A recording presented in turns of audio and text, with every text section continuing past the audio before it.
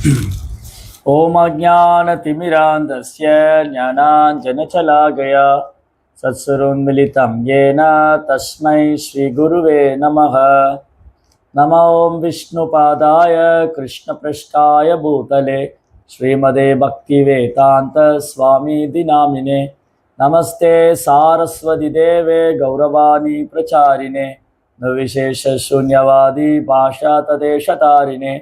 जय श्री कृष्ण चैतन्य प्रभु नित्यानंद श्री अद्वैत गदाधर श्रीवासदि गौर भक्त वृंद।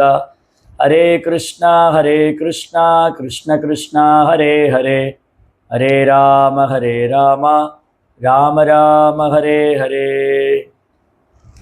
हरे कृष्णा பக்தர்களாருக்கு இனிமையான மாலை வணக்கம். இன்றைய பாகவத சத்சங்க வகுப்பில் வந்து கலந்துருக்கிற எல்லா பக்தர்களுக்கு என்னுடைய பணிவான நமஸ்காரம்.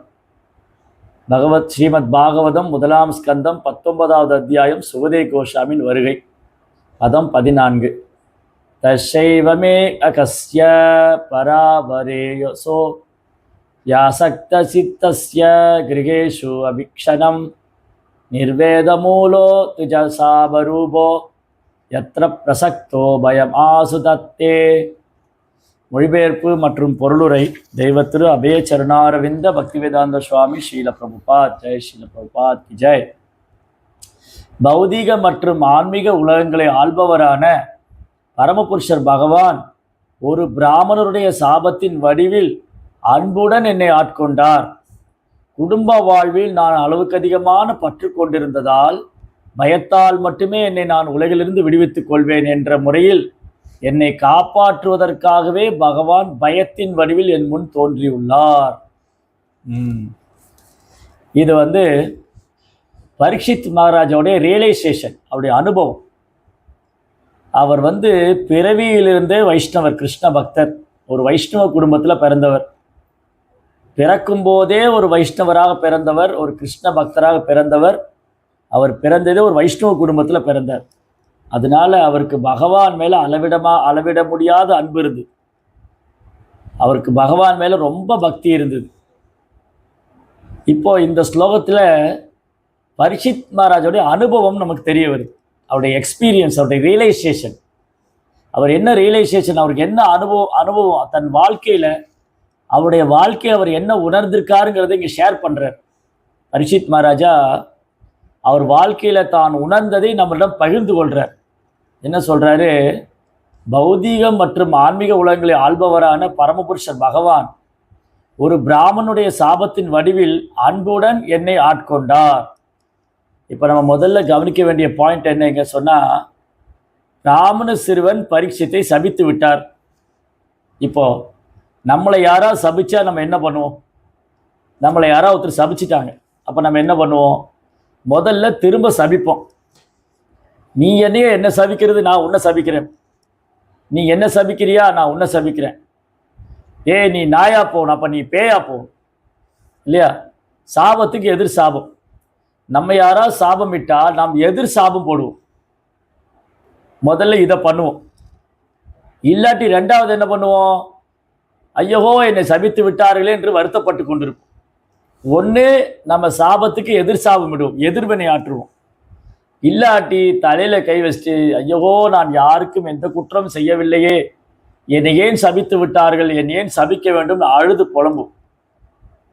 அப்போது நம்ம யாராவது சபித்து விட்டால் நம்ம ஒன்று திரும்ப சபிச்சிருவோம், இல்லாட்டி அந்த சாபத்தை நினைத்து கொண்டு வருத்தப்பட்டு அழுது கொண்டிருப்போம். ஆனால் பரீட்சித் மகாராஜா பாருங்க, அந்த பிராமண சிறுவன் சாபத்தில் அது பகவானுடைய கருணைன்னு நினைக்கிறார். பகவான் அந்த பிராமணனுடைய சாபத்தின் வடிவத்தில் நான் அன்புடன் என்னை ஆட்கொண்டார் பகவான். அப்போ பரீட்சித் மகாராஜுடைய அனுபவம் என்னன்னு சொன்னா, இந்த பிராமண சிறுவன் என்னை சபித்தது பகவானுடைய கருணை, பகவானுடைய அன்பு. இல்லாட்டி ஏன் வந்து அந்த பையன் என்ன சபிக்கணும்? அப்போ இது யாருடைய ஏற்பாட்டில் நடந்தது? பரீட்சித் மகாராஜ் காட்டுக்கு வேட்டையாட போக, அங்கே தண்ணீர் தாகம் எடுக்க, சுற்றி முற்றி நீர்த்தேக்கத்தை பார்த்து எதுவும் இல்லாமல் போக, அவர் வந்து சமீக ரிஷியோடைய ஆசிரமத்துக்கு போக, அங்கு தபம் செய்து கொண்டது முனிவர் மேல ஒரு இறந்து போன பாம்பு எடுத்து போட, பின்பு அந்த முனிவரின் மகனான ஸ்ருங்கி அவர் வந்து சபிக்க, இப்ப பரீட்சித் மகாராஜா அரண்மனைக்கு வந்து திரும்ப யோசிக்கிறார். அடடா, நான் இந்த மாதிரி ஒரு கீழ்த்தனமான செயல் செய்து விட்டேன், நான் செஞ்சிருக்க கூடாது. கொஞ்சம் நல்லா யோசிச்சு பாருங்க. பரீட்சித்தை மாதிரி ஒரு தூய பக்தர் ஒரு தவம் செய்து கொண்டிருக்கிற முனிவர் மேல இறந்து போன பாம்பு எடுத்து போடுவாங்களா? அவர் எவ்வளவு தெய்வீகமான குணம் படித்தவர் பரீட்சித் மகாராஜா. அவர் போய் ஒரு முனிவர் மேல இறந்து போன பாம்பு எடுத்து போட்டார், கழுத்துல மாலையா போட்டு விட்டார். அப்புறம் அரண்மனைக்கு வந்து திரும்ப தன்னுடைய செயலை நினைத்து அவர் வருத்தப்படுறார். சரி, நான் இப்படி செஞ்சிருக்க கூடாது. அதனால இங்க நம்ம முதல்ல கவனிக்க வேண்டிய விஷயம் என்னன்னு சொன்னா, பரீட்சித்தை போன்ற ஒரு பக்தர் இந்த மாதிரி செயல் செய்யறதுக்கு வாய்ப்பே கிடையாது. நம்மளை மாதிரி உள்ளவங்க செய்யலாம். நம்மளை மாதிரி ஆரம்ப நிலையில் இருக்கிற பக்தர்கள், பக்குவமாகாதவங்க இந்த மாதிரி செயல் வினையாற்றுவோம். நமக்கு வந்து கோபம் வந்து நம்ம ஒருத்தர் வீட்டுக்கு போனோம், ஒரு நண்பர் வீட்டுக்கோ சொந்தக்கார வீட்டுக்கோ போனோம், குடிக்க தண்ணி கூட கொடுக்கல. அதை மனசில் வச்சுக்கிட்டு ஊரெல்லாம் சொல்லுவோம், நான் இன்னைக்கு வீட்டுக்கு போனேங்க, தண்ணி கூட கொடுக்கலைங்க எனக்கு. ஆனால் வான்னு கூப்பிடலைங்க, உள்ள வான்னு கூப்பிடல, சிரிச்சு 2 வார்த்தை பேசலை, ஊரெல்லாம் சொல்லிடுவோம். அவங்களுக்கு பெரிய அவமரியாதை ஏற்படுத்தி விடுவோம். என்னை மதிக்காதவங்களுக்கு ஏன் நான் மரியாதை கொடுப்பேன்? மதியாதர் வாசு மிதியாதை அப்படி இப்படிலாம் பேசி அவருக்கு பெருத்த அவமானத்தை ஏற்படுத்தி விடும். ஆனால் பரீட்சித் மகாராஜ் என்ன பண்ணார்?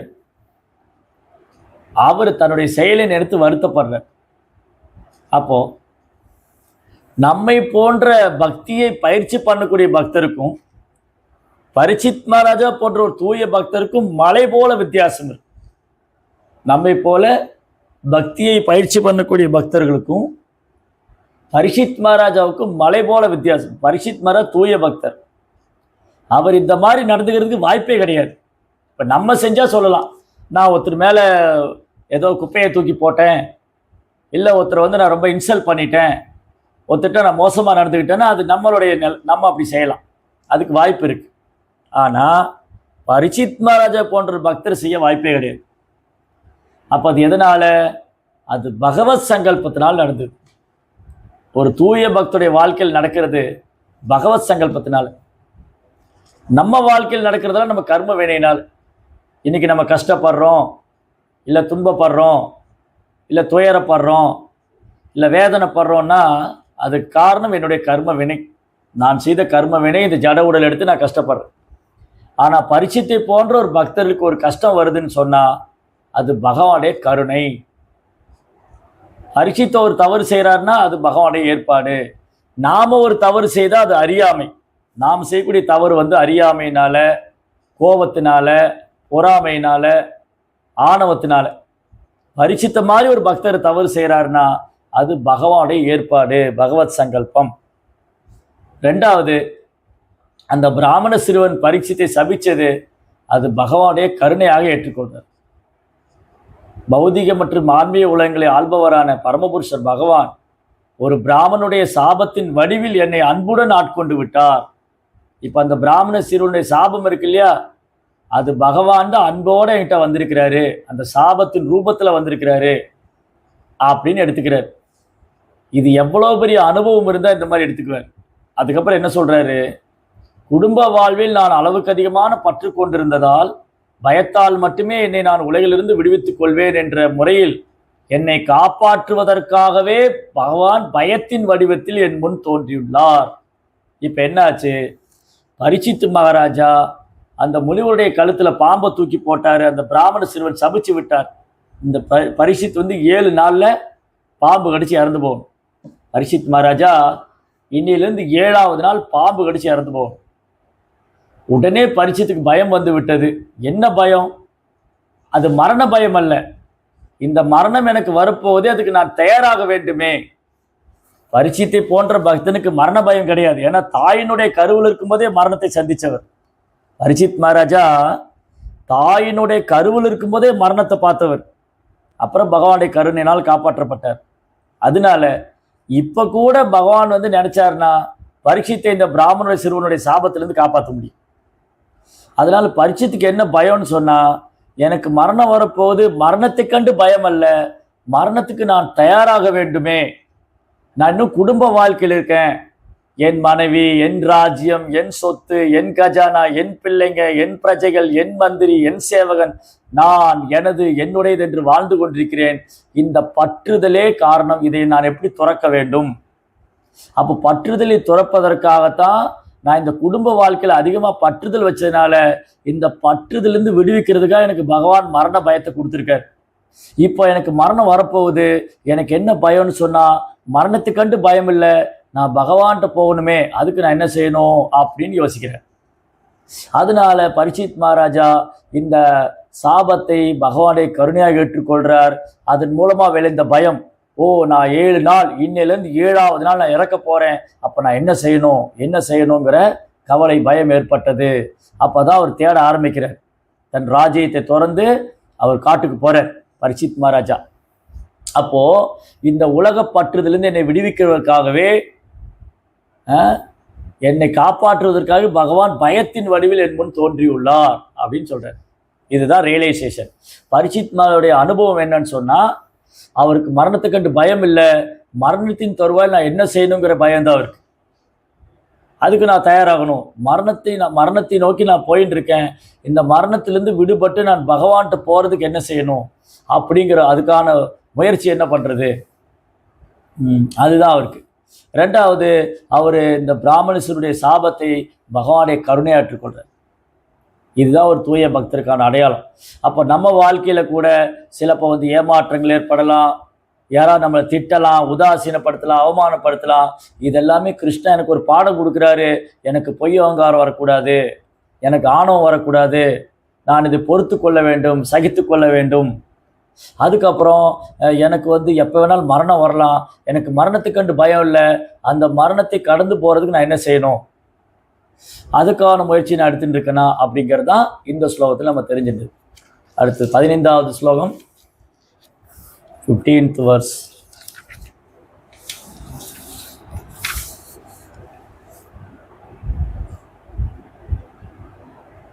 டபுளா தெரியுது, ஓகே.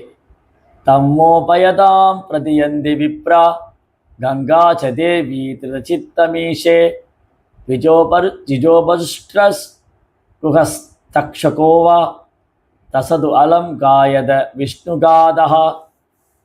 பிராமணர்களே, நான் பகவானின் தாமரை திருப்பாதங்களை என் இதயத்தில் ஏந்தி கொண்டு விட்டேன் என்பதால் என்னை பூர்ண சரணாகதியடைந்த ஆத்மாவாக ஏற்று அருள் புரியுங்கள். பகவானின் பிரதிநிதியான கங்கை தாயும் அவ்வாறே என்னை ஏற்று அருளட்டும். பிராமணன் சிருஷ்டித்த சர்ப்பராஜனோ அல்லது வேறெந்த மாயாஜால பொருளோ உடனே என்னை கடிக்கட்டும். நீங்கள் அனைவரும் பகவான் விஷ்ணுவின் செயல்களை பாடிக்கொண்டே இருக்க வேண்டும் என்பதை மட்டுமே நான் விரும்புகிறேன். பார்த்தீங்களா, இது அடுத்த ரியலைசேஷன். பரீட்சித் மகாராஜுடைய வாழ்க்கையிலிருந்து நாம் கற்றுக்கொள்ளக்கூடிய அடுத்த பாடம் என்னன்னா, ஒரு ஜீவாத்மா பகவானது தாமரை திருப்பாதத்தை புகலிடம் கொள்ள வேண்டும். அதுதான் மனித வாழ்க்கையின் ஒரே குறிக்கோள், மனித வாழ்க்கையின் ஒரே லட்சியம், மனித வாழ்க்கையின் ஒரே குறிக்கோள் என்னதுன்னா, பகவானின் தாமரை திருப்பாதத்தை அடைக்கலம் கொள்ளணும். அதனால நம்ம என்ன பிரார்த்தனை செய்யணும்? இங்க பரீட்சித் மகாராஜா பிராமணர்கிட்ட பிரார்த்தனை பண்றார். ஸோ நாம என்ன பிரார்த்தனை பண்ணணும்? ஓ வைணவர்களே, பிராமணர்களே, பக்தர்களே, என்னை ஆசீர்வாதம் பண்ணுங்க. நான் எப்போவுமே பகவானுடைய தாமரை திருப்பாதத்தை மறக்கக்கூடாது. எப்போவுமே என் மனம் பகவானுடைய தாமரை திருப்பாதத்தில் லயித்திருக்க வேண்டும். நான் ஒரு பூர்ணமான சரணாகதி அடைந்த பக்தனாக ஆக வேண்டும். இப்ப பரீட்சித் என்ன சொல்றாரு? அவர் பூர்ணமான சரணாகதி அடைந்த பக்தராக ஏற்று அருள் புரியுங்கள். அவர் எப்பவுமே பகவானுடைய தாமரை பாதங்களை அவர் இதயத்தில் தாங்கி கொண்டிருக்கிறதுனால என்னை பூர்ண சரணடைந்த பக்தராக ஏற்று அருள் புரியுங்கள் சொல்றேன். அதுக்கப்புறம் பகவானின் பிரதிநிதியான கங்கை தாயும் அவ்வாறே என்னை வழிபடட்டும், என்னை ஏற்று அருளட்டும். அப்புறம் கங்காதேவி பதித்த பாவனி, கங்கையை மென்மேல் அருள் பாலிக்கட்டும். அதுக்கப்புறம் பிராமணர் சிருஷ்டித்த சர்ப்பராஜனோ அல்லது வேற எந்த மாயாஜால பொருளோ, இப்போ எனக்கு மரணம் வர்றதுன்னு முடிவாயிடுச்சு, அது அந்த சர்ப்பம் வந்தாலும் சரி, வேற எந்த மாயாஜால பொருள் வந்தாலும் சரி, அவ்வாறே நான் மரணத்தை வரவேற்கிறேன். எனக்கு வர வேண்டிய மரணம் வரட்டும், என் உடலை கடிக்கட்டும், நான் இறக்க தயாராக இருக்கேன். நீங்கள் என்ன செய்யணும்? பகவான் விஷ்ணுவுடைய லீலைகளை பாடிக்கொண்டு செயல்களை பாடிக்கொண்டே இருக்க வேண்டும் என்பதை மட்டுமே நான் விரும்புகிறேன். அப்போ ஒருத்தர் என்ன பண்ணணும்? எப்போவுமே பகவானது நாம ரூப குணாதிசயங்களை கேட்டுக்கொண்டே இருக்க வேண்டும். குறிப்பாக உடலை விடக்கூடிய நேரத்தில், மரணம் சம்பவிக்கும் நேரத்தில் ஒருத்தர் என்ன பண்ணணும்? பகவானுடைய நாம ரூப குணாதிசயங்களை கேட்டுக்கொண்டே இருக்க வேண்டும். அதை தான் இங்கே பரீட்சித் மகாராஜ் விரும்புகிறார். அப்போ நம்ம என்ன செய்யணும்? நாமளும் பரீட்சித் மகாராஜ் அடிச்சுவட்டை பின்பற்றி நம்ம இதயத்தில் பகவானை தியானம் செய்து கொண்டே இருக்கணும். எப்போவுமே பகவானுடைய தாமரை திருப்பாத்து மறக்கக்கூடாது. பகவானை சரணடைகிறதுக்காக முயற்சி பண்ணணும். அதற்காக வைணவர்கள்ட்ட பிரார்த்தனை செய்யணும். அதுக்கப்புறம் மரணத்தை கண்டு பயம் தேவையில்லை. மரணம் வரக்கூடிய சமயத்தில் பகவானுடைய நாம ரூப குணாதிசயங்களை கேட்பதற்கும் பாடுவதற்கும் நாம் பயிற்சி எடுத்துக்கொள்ள வேண்டும். ஒருவேளை நம்மளால் சொல்ல முடியாமல் போகலாம். அப்போ யாராவது வைணவர்கள் நமக்காக பிரார்த்தனை செய்யும்.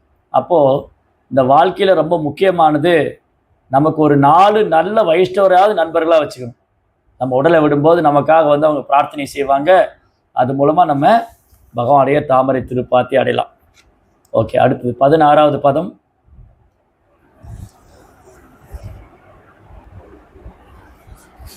பதம் 16.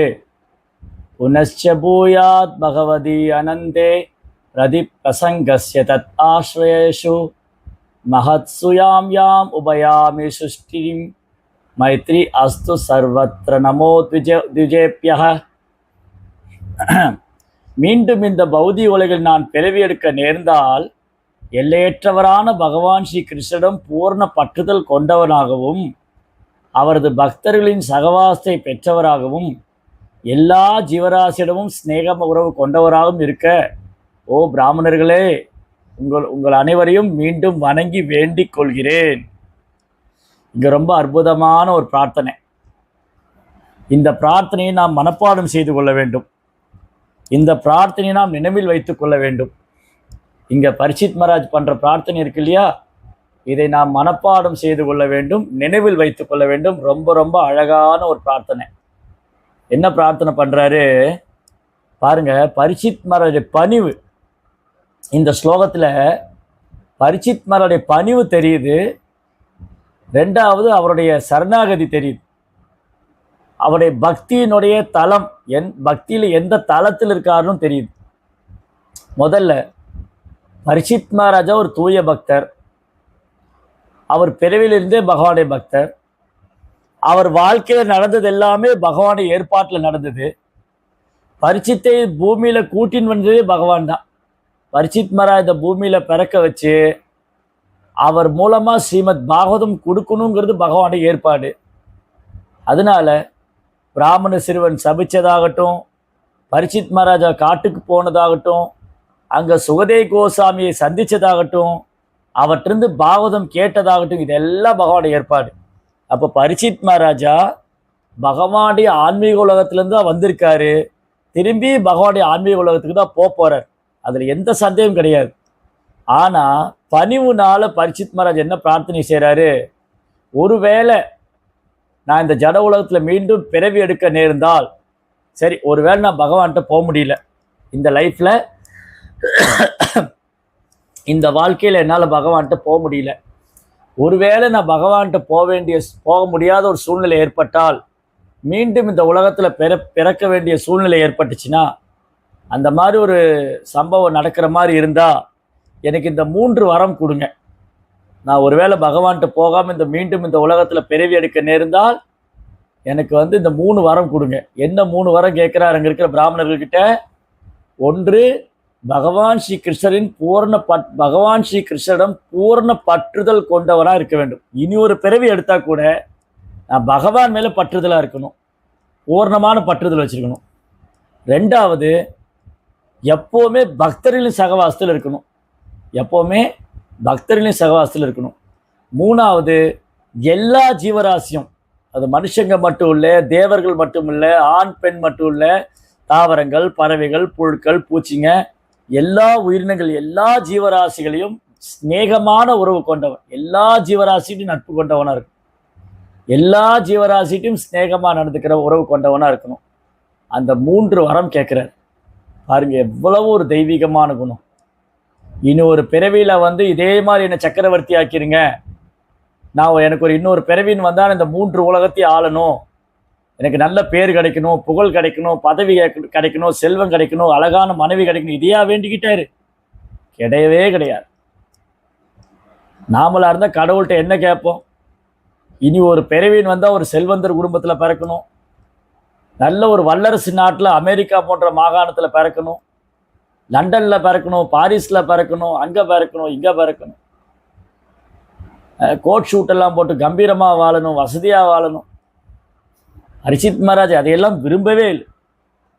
ஹர்ஷித் மகாராஜா இந்த 3 வரம் கேட்குறார்.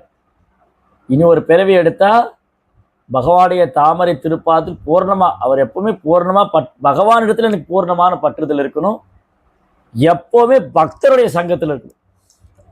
பாருங்க, பக்தர் சங்கத்துக்கு எவ்வளோ முக்கியத்துவம். 3வது எல்லா ஜீவராசியும் நேசிக்கூடியவனாக இருக்கும். இதுதான் நம்ம பிரார்த்தனை. பரீட்சித்தோடைய பிரார்த்தனையிலிருந்து நாம் கற்றுக்கொள்ள வேண்டும். பகவான்கிட்ட இப்படி தான் பிரார்த்தனை செய்யணும். ஓ பகவானே, எத்தனை பிறவி எடுத்தாலும் உங்கள் தாமரை திருப்பாத்தை நான் மறக்கக்கூடாது. மம ஜென்மனி ஜென்மனீஸ்வரே பவதார் பக்தி ரகை துக்கி துவயி. சைத்தன்ய மகாபிரபு என்ன சொல்லி கொடுக்குறார்? இங்கே பரீட்சித் மகாராஜ் பிரார்த்தனை பண்ண மாதிரி சிஷ்டாஷ்டகத்தில் சைத்தன்ய மகாபிரபு பிரார்த்தனை செய்கிறார். என்ன பிரார்த்தனை செய்கிறாரு? நதனம் ந ஜனம் ந சுந்தரீம் கவிதாம்பா ஜெகதீஷ காமயே மம ஜன்மனி ஜன்மனீஸ்வரே பவதார் பக்தி ரகி துக்கி துவயி. பகவானே, எனக்கு தனம் வேண்டாம், எனக்கு ஜனம் வேண்டாம், எனக்கு அழகான பொண்ணுகளும் வேண்டாம். என்ன சார் சொல்கிறீங்க? இந்த உலகமே அதைத்தானே விரும்புது. எனக்கு செல்வம் கிடைக்குமா? எனக்கு நிறைய ஃபாலோவர்ஸ் கிடைப்பாங்களா? யூடியூப்பில் நிறைய ஃபாலோவர்ஸ் கிடைப்பாங்களா? இன்ஸ்டாகிராமில் நிறைய ஃபாலோவர்ஸ் கிடைப்பாங்களா? ஃபேஸ்புக்கில் நிறைய ஃபாலோவர்ஸ் கிடைப்பாங்களா? எனக்கு நிறைய ரசிகர்கள் கிடைப்பாங்களா? எனக்கு நிறைய தொண்டர்கள் கிடைப்பாங்களா? எல்லாரும் அதுக்கு தான் ஏங்குறாங்க. எனக்கு செல்வம் கிடைக்குமா, ஃபாலோவர்ஸ் கிடைக்குமா, அழகான பொண்ணு கிடைக்குமா? மகாபிரபு ஒன்றும் வேணாங்கிறார். நான் தனம், நான் ஜனம், நான் சுந்தரி. சரி, என்னதான் வேணும்? மோட்சம் அடைகிறீங்களா? அதுவும் கேட்கல. மம ஜென்மனி ஜென்மனீஸ்வரி, நான் முக்தி கூட வேணும்னு கேட்கல. எனக்கு பிறவா நிலை கொடுங்கன்னு கூட கேட்கல. மம ஜென்மனி ஜென்மனீஸ்வரி, எனக்கு எவ்வளோ பிறவி கொடுத்தாலும் பரவாயில்ல, பவதார் பக்தி அகை துக்கி துவயி, கிருஷ்ணர் மேலே களங்கமில்லாத பக்தியை கொடுங்க அப்படின்னு சைத்தன்ய மகாபிரபு பிரார்த்தனை செய்கிறார். ஸ்ரீ தாமோதர அஷ்டகத்தில் சத்தியவரத முனிவர் என்ன பிரார்த்தனை செய்கிறாரு? வரம் தேவ மோக்ஷம் ந மோக்ஷபதிம்பா நஜான்யம் ரணேகம் வரே சதபீஹா இதம் தேவ பூர்ணாத கோபால பாலம் சதா மே மனஷாபிலாஷ கிம்மன்யை. ஓ தாமோதரா, எனக்கு எந்த வரம் வேண்டாம். வரம் தேவ மோட்சம், எனக்கு தேவலோக பதவியும் வேண்டாம், மோட்சமும் வேண்டாம், எந்த ஒரு வரமும் வேண்டாம். வரம் தேவ மோட்சம்னா மோட்சம் அதிகமா. நஜான்யம் ரணேகம் வரேஸ், நான் உங்ககிட்ட எந்த வரமும் கேட்கல. சரி, உங்களுக்கு என்னதான் வேணும்? அப்போ இதம் தேவ பூர்ணாத கோபால பாலம், அந்த பாலகோபாலனின் தாமரை ரூபத்தை எப்போதும் என் மனதில் நினைத்து கொண்டிருக்கிறது. இதை தவிர எனக்கு வேற எந்த ஆசையும் கிடையாது. இதம் தேவ பூர்ணாத கோபால பாலம் சதா மே மனஷ் அபிலாஷ். அபிலாஷ்னா ஆசை. குழந்தைகளுக்கு அபிலாஷ்னு பேர் வைப்பாங்க. ஆசை. என்ன ஆசை? பகவானுடைய தாமரை திருப்பாதம் என் இதயத்தில் நீங்கா இடம்பெற்றிருக்க வேண்டும். இதைத்தான் தாமோதர அஷ்டகத்திலேயே பார்க்குறோம், சிஷ்டாஷ்டகத்திலேயும் பார்க்குறோம், இங்கே பாகவதத்திலையும் பார்க்குறோம். தூய பக்தர்களாக இப்படி தான் பிரார்த்தனை செய்கிறாங்க, இப்படி தான் பிரார்த்தனை செய்ய வேண்டும் என்று கற்றுக் கொடுக்கிறார்கள். அடுத்தது 17வது பதம், verse number 17.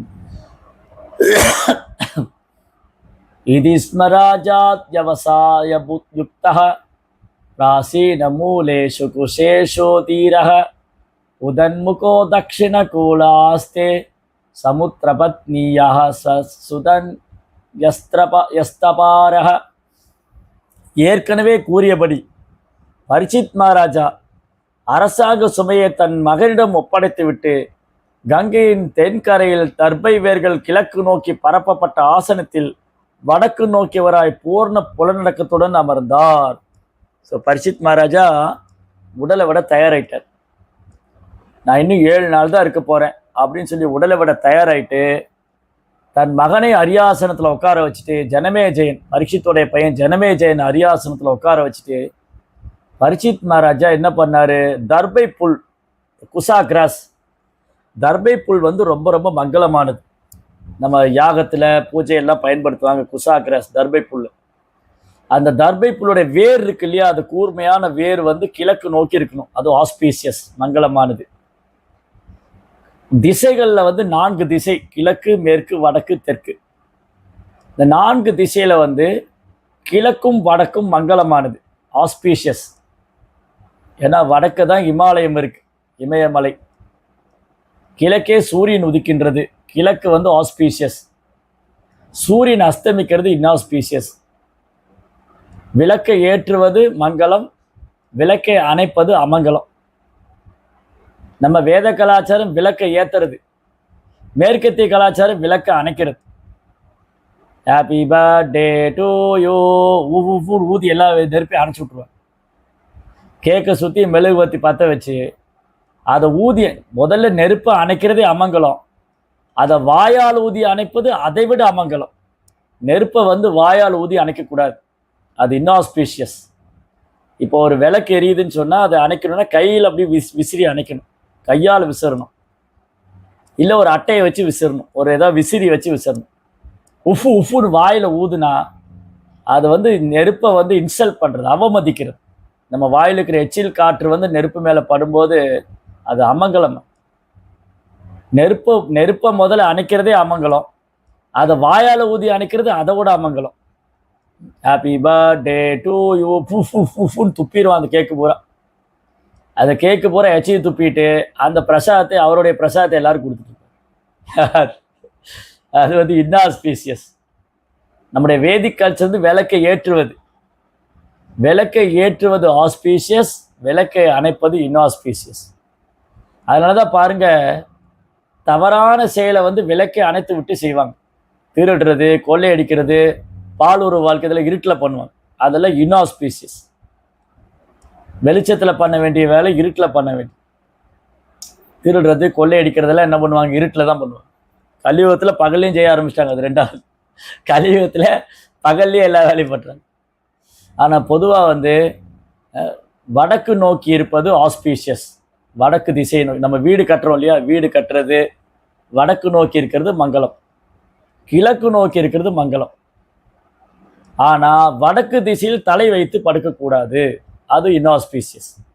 ஏன்னா நார்த் வந்து மேக்னெட்டிக் பவர், வடக்கு திசையில் தலை வச்சு படுக்கக்கூடாது.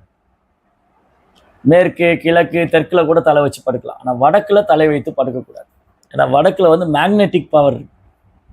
இந்த மாதிரி சின்ன சின்ன விஷயங்கள் தான் இது வந்து தெரிஞ்சுக்க வேண்டிய விஷயம். ஆனால் முக்கியமான விஷயத்தை கோட்டை விட்டுக்கூட பக்தி தான் முக்கியம். அந்த பக்திக்கு இதெல்லாம் கொஞ்சம் கொஞ்சம் சப்போர்ட் பண்ணும். இப்போ வாஸ்து சாஸ்திரத்தை வந்து நூக் அண்ட் கார்னர் போய் பார்க்கணும்னு அவசியம் இல்லை, பேசிக்காக தெரிஞ்சு வச்சுக்கலாம். என்னுடைய வீட்டில் வந்து பாத்ரூம் எங்கே இருக்கணும், சமையலறை எங்கே இருக்கணும், பெட்ரூம் எங்கே இருக்கணும், அடிப்படை விஷயம். அதில் வாஸ்து பார்க்குறேன், நூக் அண்ட் கார்னர் பார்த்து அதில் போய் இதை அங்கே மாற்றி இங்கே மாற்றி அதுலேயே பொழுதன்னைக்கு போகக்கூடாது. நான் ஜோசியம் பார்க்க போனேன், பொழுதன்னைக்கு ஜாதகத்தை தூக்கிட்டு இந்த ஜோசியர் என்ன சொல்கிறாரு, அந்த ஜோசியர், இதெல்லாம் அவசியமே இல்லை. எங்கே வந்து யாருடைய வீட்டில் துளசி மகாராணி இருக்காங்களோ, யார் வீட்டில் பகவான் கிருஷ்ணருடைய விக்கிரகம் வைத்து அல்லது ஃபோட்டோ வச்சு ஆரத்தி பண்ணுறாங்களோ, எங்கே பகவான் நாம ஜபிக்கப்படுதோ, ஹரே கிருஷ்ணா கிருஷ்ண கிருஷ்ணா ஹரே ஹரே, ஹரே ராம ராம ராம ஹரே, இம்மிடியட் ஆஸ்பீஷியஸ். அது மங்களம். பவித்ரானாம் பவித்ரம் சோ மங்களானாம் ச மங்களம். பகவான் தூய்மையானவற்றெல்லாம் தூய்மையானவர், மங்களமானவற்றெல்லாம் மங்களமானவர். அப்போ எங்கே பகவான் நாமத்தை ஜபிக்கப்படுதோ அது அமங்கலமே இல்லை, அது அமங்கலமான இடமா இருந்தாலும் மங்களமாயிடும். ஓம் அபவித்ரோ பவித்ரோவா சர்வாம்பஸ்தாம் கதோபிவாத் யத் ஸ்மரேத் புண்டரீகாட்சம் சபயா பயந்தர சுச்சி. தூய்மை சுத்தமோ அசுத்தமோ, நன்மையோ தீமையோ, எதுவாக இருந்தாலும் பகவானுடைய செந்தாமரை கண்ணுடைய தாமரை திருப்பாத்தை நினைத்த மாத்திரத்தில் எல்லாம் தூய்மையாயிரும். அப்போ எங்கே ஹரிநாமம் ஜபிக்கப்படுதோ அந்த இடம் மங்களமானவற்றால் மங்களம், தூய்மையானவற்றால் தூய்மையாக. இருந்தாலும் ஆன்மீக முன்னேற்றத்துக்காக சில விஷயங்களை மேற்கோள் காமிச்சிருக்கு. அவர் வந்து தர்பை புல்லை கிழக்கு நோக்கி விரித்து வடக்கு திசையை நோக்கி அமர்ந்து கொண்டார் பகவானை தியானிக்கிறதுக்காக. அடுத்தது 18வது பதம், 18th verse. एवं च तस्मिन् नरदेवदेवे प्रायोपविष्टे दिवि देवसङ्गः प्रशस्य भूमौ व्यगिरन् प्रसूनैर् मुदा முகுர்துந்துபயஸ்ச நேது. இவ்வாறு இறக்கும் வரை உபவாசம் இருப்பதற்காக அமர்ந்துவிட்ட பரீட்சித் மகாராஜின் செயல்களை போற்றிய உயர் கிரகங்களை சேர்ந்த தேவர்கள் அனைவரும் வேரியில் அடித்து கொண்டு பூமியின் மீது தொடர்ந்து பூமாறி பொழிந்தனர். पिपरी पिपरी जय श्री परीक्षित महाराज की जय हो, परीक्षित महाराज की जय हो, परीक्षित महाराज की जय हो. அந்த மாதிரி ஒரு பேரரசர், இந்த பூகோளத்தை ஆண்ட ஒரு பேரரசர் தன் ராஜ்யத்தை துறந்து இறக்கும் வரை உபவாசம் இருக்குங்கிற முடிவெடுத்து கங்கை கரையில் வந்து உட்கார்ந்துருக்கான்னா எப்பேற்பட்ட மனுஷன் அவரு அப்படின்னு சொல்லி இந்திரா, சந்திரா, வருணா, அக்னி, வாயு, பிரம்மதேவர், மகாதேவர்லாம் ஆகாசிலிருந்து பரீட்சித் மேல பூக்களை மலையா பொழிறான். ஜெய் ஸ்ரீ பரீட்சித் மகாராஜ் கி ஜெய், ஸ்ரீ பரீட்சித் மகாராஜ் கி ஜெய். அப்போ ஒரு தூய பக்தருடைய செயலை வந்து தேவர்கள்லாம் கொண்டாடுறாங்க. பீஷ்மர் சபதம் எடுக்கும்போது ஆகாசிலிருந்து தேவர்கள்லாம் பூக்களை மலையா பொழிஞ்சாங்க.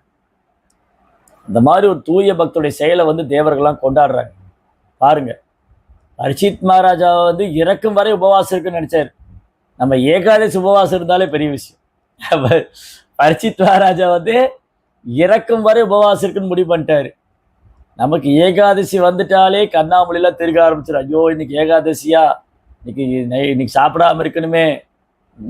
மாசத்துல 2 ஏகாதசி, அந்த 2 ஏகாதசி உபவாசம் நம்ம கடைபிடிச்சாலே பெரிய விஷயம். அதுல பிரபுபாதர் என்ன சொல்லிட்டாரு, நீங்க தண்ணி கூட குடிக்காம இருக்க வேண்டாம், நீங்க ஏதாவது சாப்பிட்டுக்கங்க, தானியம் இல்லாத உணவு சாப்பிடுங்க. தானியம் இல்லாம பீன்ஸ் வகை காய்கறிகள், தானியம் இல்லாத பீன்ஸ் வகை காய்கறி இல்லாத உணவுகளை சாப்பிட்டுக்கங்க. கிழங்கு வகைகள், பழங்கள் இதெல்லாம் சாப்பிட்டுக்கங்க. நம்ம ஹரே கிருஷ்ணா பக்தர் இருக்காங்க இல்லையா, அவங்க ரொம்ப ஒரு இன்டெலிஜென்ட், ரொம்ப புத்திசாலிங்க.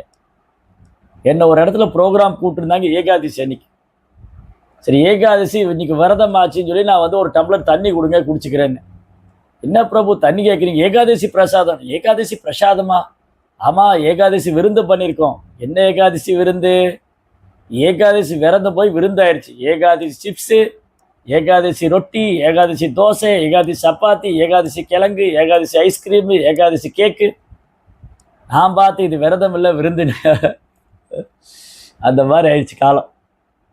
பிரபு ஏகாதசி பிரசாதம் தான் பிரபு, இது தானியம் போடல, பீன்ஸ் போடல. ஐயா நீங்க ஒன்றும் போடலாம் பரவாயில்ல, என்ன ஆளை விடுங்க இல்லையா. அதனால ஏகாதசி அன்னைக்கு எளிமையாக நான் விரதம் இருக்க வேண்டும். ஏதோ ஒரு வேலை சாப்பிட்டுக்கிட்டு கிழங்கோ பழமோ சாப்பிட்டுக்கிட்டு முடிஞ்சா சாப்பிடாம கூட இருக்கு. எனக்கு உடம்பு நல்லா இருக்கு, மனசு ஆரோக்கியமா இருக்கு, எனக்கு மனசு தைரியமா இருக்கு, உடம்பு ஆரோக்கியமா இருக்குன்னா நான் ஒன்றும் சாப்பிடாம இருக்கேன். முடிஞ்சா தண்ணி கூட குடிக்காம இருக்கு. இல்லை சுவாமி என்னால் தண்ணி குடிக்காம இருக்க முடியாதுன்னா தண்ணி குடிச்சிக்கலாம். இல்லை எனக்கு பழங்கள் சாப்பிட்ணுன்னா சாப்பிட்டுக்கலாம், கிழங்கு சாப்பிட்ணுன்னா சாப்பிட்டுக்கலாம். ஆக மொத்தத்தில் நான் விரதம் இருக்கேங்கிற பேரில் படுக்கையில் படுத்துக்கிட்டு ஐயோ இன்னைக்கு ஏகாதசியாக போச்சே ஒன்றும் சாப்பிட முடியலையே அப்படின்னு படுத்து கிடக்கிறத விட ஏதாவது பழங்களை சாப்பிட்டுட்டு கூடுதலாக 10 மாலை ஜபிக்கலாம். பிரபுபாதர் வந்து சாதனையும் சேவையும் ரொம்ப முக்கியம்னு சொல்லியிருக்காரு. விரதத்தை காட்டிலும் சாதனா சேவை ரொம்ப முக்கியம். நம்முடைய நாமம் ஜபிக்கிறது, பகவத்கீதை பாகவதம் படிக்கிறது, பகவானுக்கு சேவை பண்ணுறது, புத்தக விநியோகம் பண்ணுறது, இதெல்லாம் ரொம்ப முக்கியம். நான் உபவாசம் இருக்கேன் படுக்கையில் படுத்துட்டு இன்னைக்கு எனக்கு ஜபம் பண்ண முடியாது, எனக்கு பாகவதம் படிக்க முடியாது, சத்சங்கத்துக்கு போக முடியாது, சேவை பண்ண முடியாதுன்னா நீ உபவாசமே இருக்க வேண்டான்ட்டு. அதனால நம் உடல்நிலை அறிந்து மனநிலை அறிந்து நம்மளால என்ன ப்ராக்டிஸ் பண்ண முடியும். ஆனால் ஏகாதசி விரதம் இருக்கிறதுக்கு ஒரு ரகசியம் இருக்கு. ஏகாதசி விரதம் இருக்கிறதுக்கு எளிமையாக ஒரு ரகசியம் என்னன்னா, பக்தர் சங்கத்தில் வந்துடணும். பக்தர் சங்கத்தில் வந்தால் உற்சாகம் கிடைக்கும். அப்போ என்ன ஆகும், ஏகாதசி விரதம் இருந்த மாதிரியே தெரியாது. சத் சங்கத்துக்கு வந்தோம், நாம ஜபம் பண்ணோம், பாகவதம் கேட்டோம், பகவத்கீதை படித்தோம், அன்னைக்கு நாள் போனதே தெரியாது. தனியாக இருந்தோம், மனசு சொல்லும் இன்னைக்கு நீ சாப்பிடல, உனக்கு டயர்ட் ஆகுது, உனக்கு தலை சுத்துது, உனக்கு கண்ணு இருளுது அப்படின்னு மைண்டே நம்மளை டார்ச்சர் பண்ணிடும். அதனால பெஸ்ட்டு வந்து ஏகாதசி அன்னைக்கு பக்தர் சங்கத்துக்கு வந்துடணும். சத் சங்கத்தில் வந்து நாம ஜபம்லாம் பண்ணணும். ரைட். பரீட்சித் மகாராஜா பாருங்க, இறக்கும் வரை உபவாசம். நம்ம அட்லீஸ்ட் ஏகாதசி உபவாசமாக இருக்கணும். ஓகே, அடுத்தது 19வது ஸ்லோகம், 19th verse. ஏவம் ச தஸ்மின் நரதேவ தேவே பிராயோபவிஷ்டே திவிதேவ சங்கः பரசஸ்ய பூமோ வியகரன் பிரசூனை முதா முகூர்துந்துபயச்ச நேது. இவ்வாறு இறக்கும் வரை உபவாசம் இருப்பதாக அமர்ந்துவிட்ட பரீட்சித் மகாராஜ் செயல்களை போட்டு, இது 18வது ஸ்லோகமாச்சே, 19வது ஸ்லோகம் இப்பதானே படிச்சோம். இது 19th verse.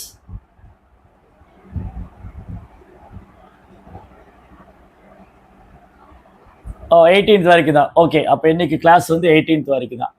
சரி, அப்போ இதோட கன்க்ளூஷன் என்னென்னா, இன்னைக்கு பார்த்த 4 ஸ்லோகம் 14, 15, 5 ஸ்லோகம் 14, 15, 16, 17, 18 இதில் வந்து பரீட்சித் மகாராஜோடைய வைராக்கியம், அவருடைய சரணாகதி, அவருடைய உன்னதமான பிரார்த்தனை, அவர் வந்து உபவாசம் இருந்தது, இது தேவர்களாலே போற்றி கொண்டாடப்படக்கூடியதாக இருக்கு.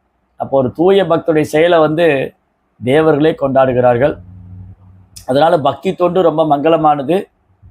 நம்மளால எந்த அளவுக்கு எளிமையாக உபவாசம் இருக்க முடியுமோ அந்த ஏகாதசி விரதம்லாம் பயிற்சி பண்ணி பகவான் நாமத்தை ஜபம் செஞ்சு எப்போவுமே பகவானுடைய தாமரை திருப்பாதத்தை மறக்கக்கூடாது.